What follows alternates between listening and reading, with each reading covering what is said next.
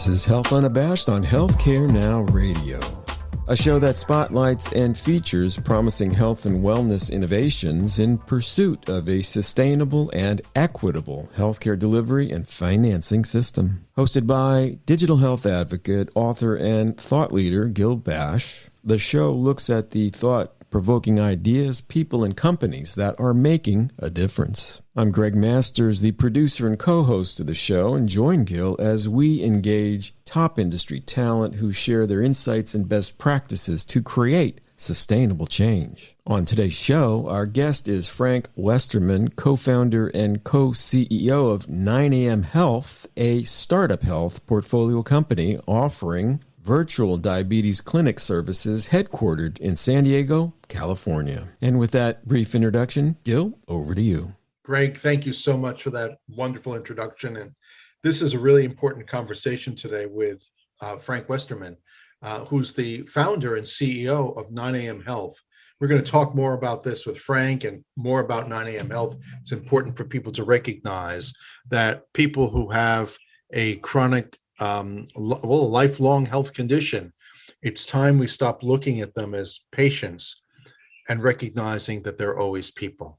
And in fact, when you're connected to a chronic health condition like diabetes or high blood pressure or a respiratory condition, asthma, for instance, you're a customer. You're a customer of the health system. And it's a high time that the system start looking at these people, millions and millions of people, as not numbers in health files, rather as people they want to engage as partners in their health. And Greg, you know more about that than anyone. So thank you for joining me today as your expertise in population health. Frank, welcome to the program. It's great to have you. And also have Jamie Edwards, who's a previous guest on our program from Startup Health, recommend you so highly. Anyone who Jamie recommends has to be fantastic. And we've been chatting for a bit before the program. You are fantastic. You're a longtime entrepreneur. You had a company which you sold to Roche called My Sugar. It all stems from life, your life experience. And I understand that you were diagnosed with type 1 diabetes when you were 19 years old. I understand that a few years have passed since then.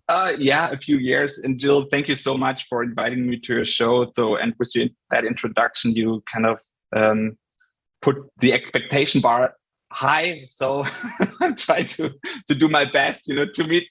Jamie said you're going to be outstanding. He said you're going to be outstanding. And I could tell from our conversation previously and from watching you in other programs, you are in the game. This is not just about business for you. I would say you are a person on a social mission to make sure that the patient experience actually is transformed into a customer experience. And I want to start there for a moment because we use this word, we overuse this word patients all the time. You think of people who have a chronic health need, concern as customers, and you also see their experience in a positive light. Where did that come from? Most likely, when you live with a chronic condition like I do, as you said, I got diagnosed with type 1 diabetes, you go through all these phases and cycles of, living with that disease, and you perceive all forms of care, good and bad. And too many times, the experience just had been bad, and especially when I talk to friends who live with other chronic conditions, also with diabetes, we share a lot of these experiences. And I think, as you rightfully mentioned, when we are seen as patients, it always means kind of we are almost begging for something. So, and, whereas a consumer is someone who pays for something, has a right to get back a good, a service, or whatsoever. And it's somehow, I think we should translate that notion of being a consumer to the healthcare world.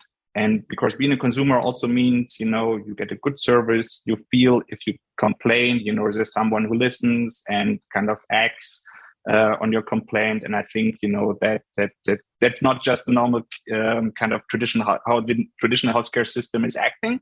But we are clearly about to change that. I'm kind of worried about this in a very serious way.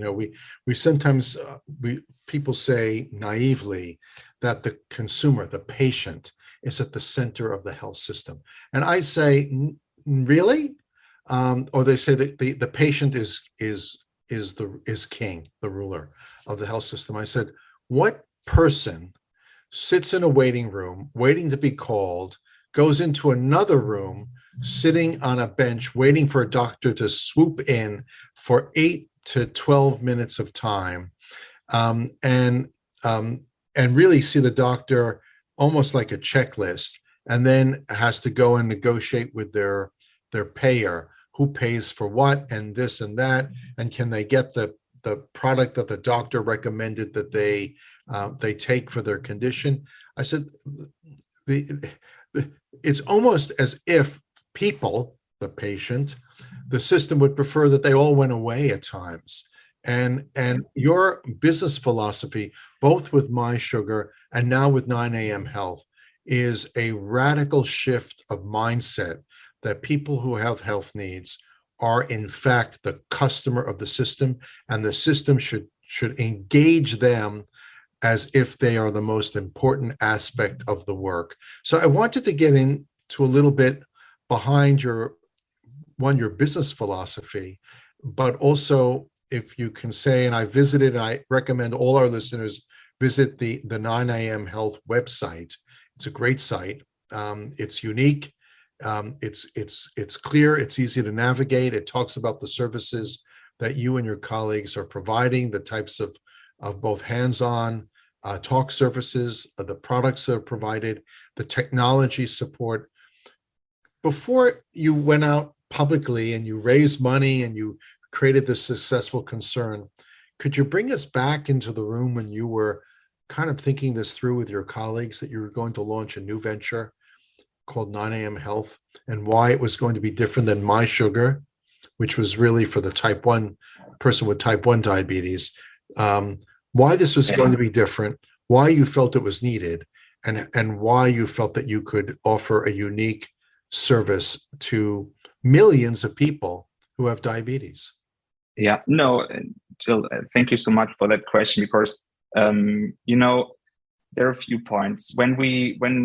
After we sold MySugar, and kind of we as a group, so my co-founders and I, we know each other for many, many years. We all worked together at MySugar. And after we left Roche and MySugar, we were, of course, thinking about what to do next. And we really kind of made a list of points that were important for us as the next steps in our life. And, besides of that we as a group wanted to continue to work together, we ask ourselves, where can we add most value to society? It sounds big, but at the end of the day, that's how we thought about it. And so not only myself, but also my co-CEO Anton lives with type 1 diabetes as well. And diabetes and living with a chronic condition is just something that we really deeply understand. And we also understand, how technologies evolved, how, especially through the pandemic, as how we as a society evolved to now being a lot more perceptive for anything digital. So we Zoom here and have and record that radio show. I'm not in your studio. We order everything online, and it also gets, we are more and more used to just getting also our healthcare online in a more virtual way. So I think that's a great development. And when we, as you mentioned, MySugar was always more geared towards people with type 1 diabetes, but we had more than 50% of the user of MySugar live with type 2 diabetes. And we always felt like, we couldn't fully serve them, because type 1 diabetes is a very data-driven disease. So, and at MySugar, we were mainly kind of in the data game, optimizing kind of how we display data and helping patients to better understand data to make better decisions. With type 2 diabetes, it's really a bit different. But there are also a lot of similarities, with any chronic condition, because, the worst about a chronic condition is it doesn't go away. So you will have it until the rest of your life. And then, especially in diabetes, it takes a lot of your brain capacity. You need to think a lot about it to make the right steps. You need to make the right food choices, to think about kind of how to kind of manage your physical activity, because it's very, very positive impact on your overall diabetes health. So it's a different disease. But there's one thing that probably every chronic condition or every person who lives with a chronic condition is sharing, and that is that it just takes a lot of time, and there are many, many, many friction points. And as you were just mentioning, a person who waits long in a waiting room and then is waiting again because you need to do your labs, is waiting again because you want to pick up your meds and blah, blah, blah. So we see these all as friction points that kind of can make you basically fall out of that journey and just, say, okay, I don't have time now to do my labs. I don't have the time now to pick up my meds. You forget it once, forget it twice, and then you totally drop out. And we see that actually a lot of time. I think, that that's something that's really misunderstood when we think about how to properly care and treat people who live with chronic conditions, because we don't really meet them where they are in their real lives. It's not that they don't want to be healthy, but we just make it really, really hard for them to be healthy and to stay on that care journey. And if you're just tuning in, you're listening to Health Unabashed on Healthcare Now Radio. Our guest is Frank Westermann, co-founder and co-CEO of 9AM.health, a startup health portfolio company offering virtual diabetes clinic services headquartered in San Diego, California. This seems, on one hand, what you're saying is so smart, so logical, and yet culture crushes innovation. The system, for some reason, I always say, who's the customer of the system? Not the people with a health concern. The system itself has become its own customer. And so the reason I think what you're saying is so critical, I hope people are really focusing in, because if we take a look at the cost of health or healthcare, it's actually, and we take a look at disease itself or illness itself, 70% of the serious health concerns we have in the world are from non-communicable diseases like diabetes, like heart disease. And yet we don't say these are lifelong conditions for the most part. They can be better managed or not well managed. And when we look at the cost involved, it's not from the disease, just the illness itself. It's actually our inability to inspire the consumer to really want to engage, to be their best, healthiest self. We don't, to your point, these friction points are predicated by a system, in many cases, resistant to change. Could you talk a little bit about that with us, about the types of specific friction points that you and your colleagues saw, and you said, you know what, they don't have to be. We can create an enterprise that handles that for our customers. And as a result of that, the outcomes are better. I just want to also cite to our listeners, many years ago, I was involved in 2 clinical trials. One was called the Diabetes Complication Control Trial 1 and the Diabetes Control Trial 2, DCCT 1 and 2. And those trials showed that people who had tighter control of their diabetes lived healthier 10 years longer than those that didn't. The data are the data. And you basically have said, let's put the data aside. Let's not deal with the data. Let's deal with the experience, the person's experience of having the condition as part of their life. So talk to me about those friction points and what you said. We're just not going to accept them any longer. We're going to create a business around helping people navigate through those friction points. Yeah. When we look at these friction points, we want to address 2 big friction points. So the first is accessibility. And with accessibility, I mean, just how can you basically live your life, but access healthcare in a way that it is really frictionless and that it is a good experience. And just to give you one example, how we do it at 9AM Health is very simple.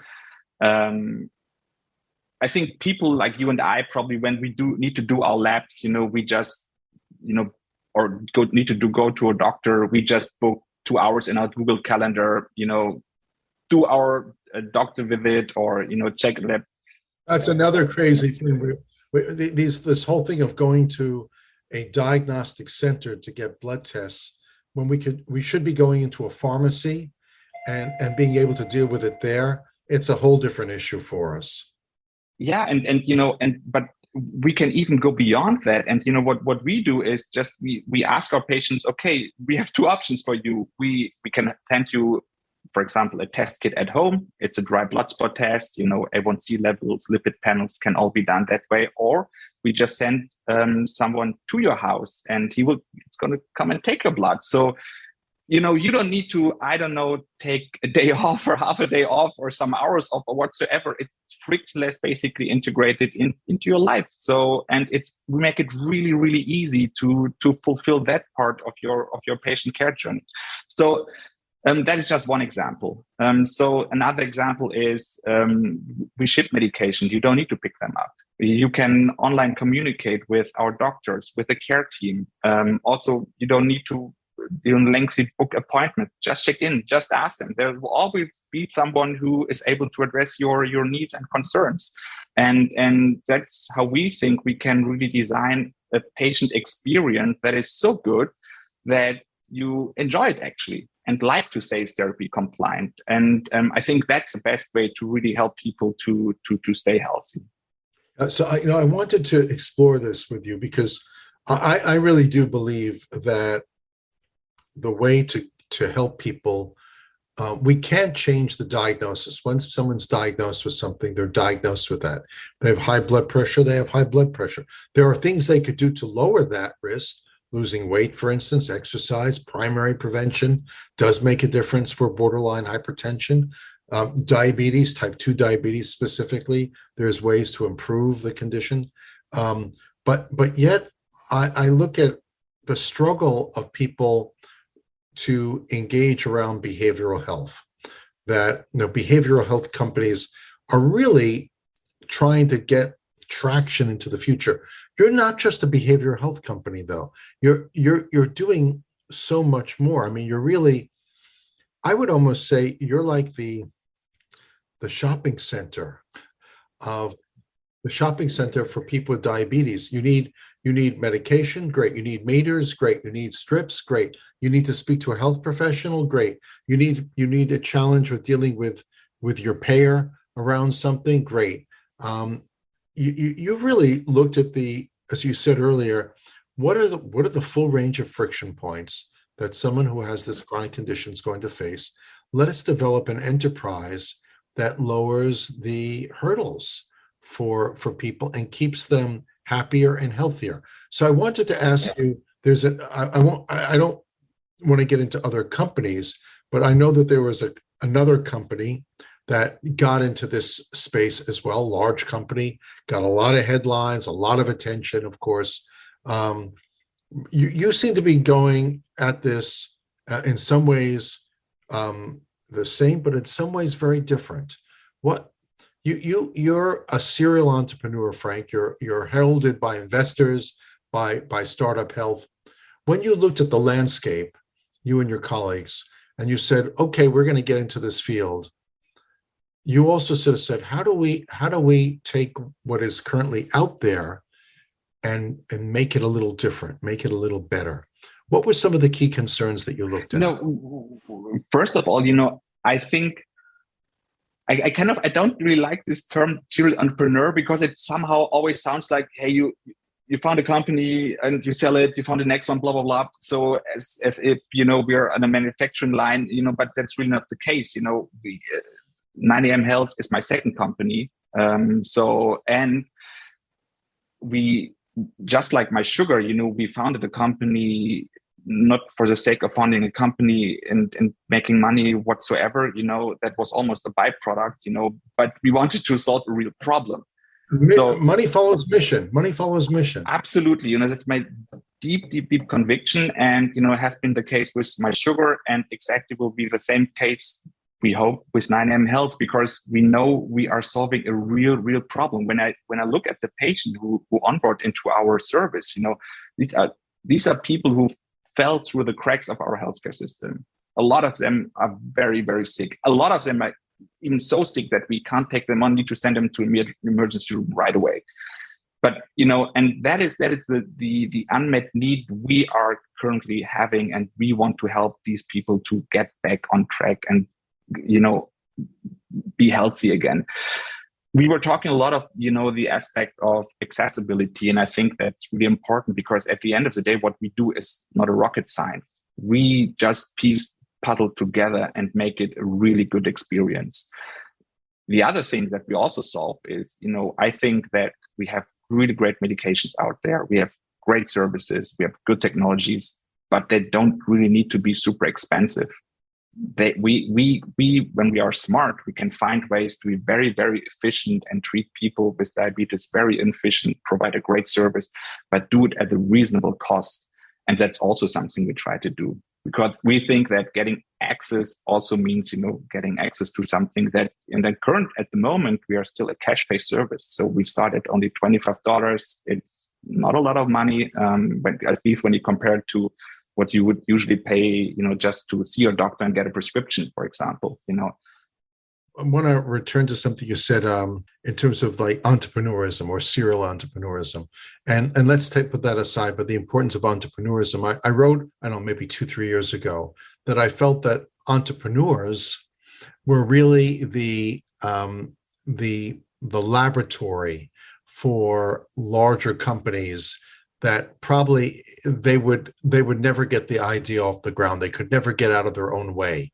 So in terms of, let's say, My Sugar being acquired by Roche, the service, really the public health service that you and your colleagues provided society was you created a successful business environment that allowed a mega global company to say, these folks have made it work. It provides added value. It lights the path. We'll come into the category now that we actually need successful serial entrepreneurs. And while money will certainly follow mission and should, I think that the great service that these proven entrepreneurs provide our public health system is, if you had 5 or 10 people inside a large life science company, they probably would not get the traction or voice or resources to create something new. So I just want to salute you and go back to serial entrepreneurs for a moment, because it's not about creating companies and selling them or flipping them. It is about following the passion. And actually, when you're successful and a larger enterprise steps in and says, we'd like to take this on, there is something about doing something well and then enabling it to be part of something of scale so that it actually gets greater traction. So I also wanted to ask you about payers. I often find payers should be looking at 9AM.health and just saying, totally, how do we contract with you? How do we invite our beneficiaries? They don't call them customers. How do we invite our beneficiaries to be part of the 9AM.health community? But you really should be a partner of the payers to reduce their costs. Couldn't agree more. I hope a lot of them are listening.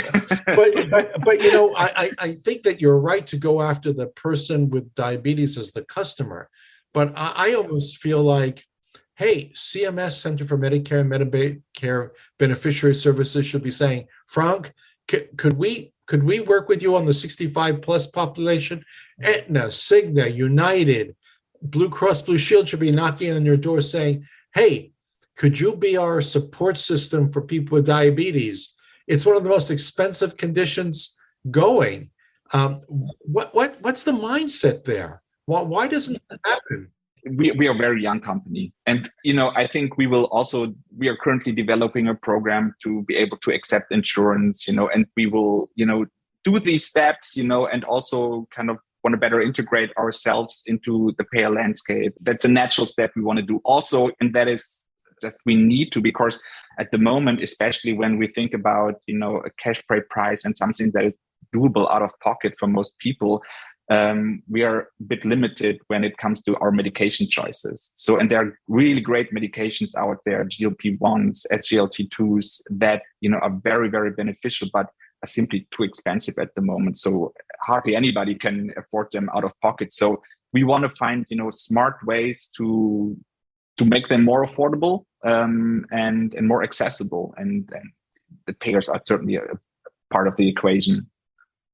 Just as we close off, Frank, and first of all, thank you. And again, thanks to Greg, as always, for bringing us together. What's the next big thing on the horizon for 9AM Health?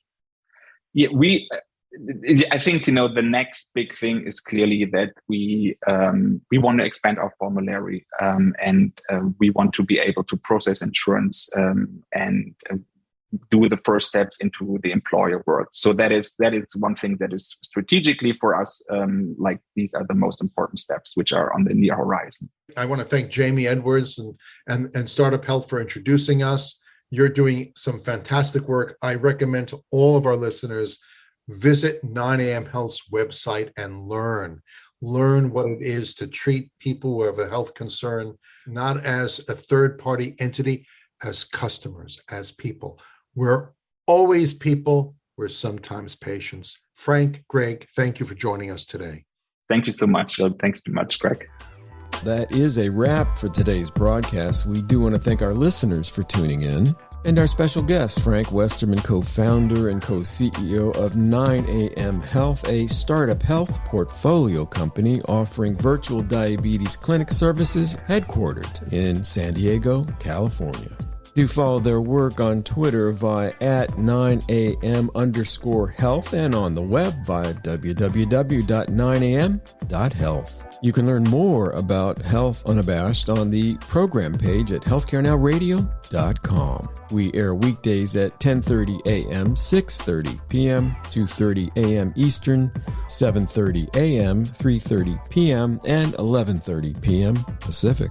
Do keep the conversation going with Gil and me on Twitter by connecting with us via @Gil_Bash, and that's BASHE, and Greg Masters MPH, and that's Greg with 2 G's. And do remember to tag your tweets with #HealthUnabashed. Until next time, stay unapologetically passionate about improving health.